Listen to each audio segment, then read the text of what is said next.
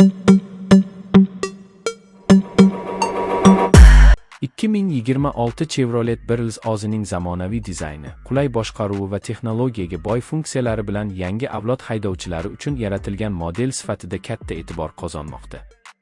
Ushbu avtomobil Chevrolet liniyasida yuqori sifat, kuch, ishonch va samaradorlikni birlashtirgan variant bo'lib, ayniqsa kundalik foydalanish, oilaviy safarlar va uzoq masofali haydash uchun juda mos.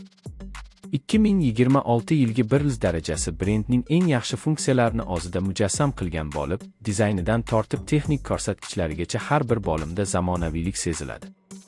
Avtomobilning tashqi ko'rinishi aerodinamik chiziqlarga asoslangan bo'lib, oldi panjaraning keskin shakli, LED faralar, yangilangan bamperlar va sport uslubidagi detallar unga kuchli xarizma beradi. Korpusi yengillashtirilgan bo'lib, shamol qarshiligini kamaytiradi va yo'lda barqarorlikni oshiradi. 18 dyumli disklari, sport varianti ruhi va balansi avtomobilning umumiy agressiv va o'zgacha ko'rinishini mukammal to'ldiradi. Salon qismida esa Chevrolet haydovchi va yo'lovchilarga yuqori darajadagi komfortni taqdim etadi. Keng interyer, yumshoq materiallar, premium o'rindiqlar va zamonaviy multimedia tizimi avtomobil ichki tuzilmasini ancha jozibador qiladi. 10.2 dyumli sensorli ekran, Apple CarPlay va Android Auto qo'llab-quvvatlashi kabi funksiyalar haydovchiga qulay boshqaruv imkonini beradi.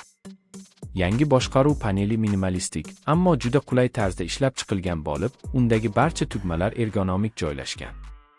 Texnik jihatdan 2026 Chevrolet Brills kuchli va ishonchli 1.5 litrli turbo dvigatel bilan jihozlangan bo'lib, bu dvigatel tejamkorlik va dinamikani birlashtiradi.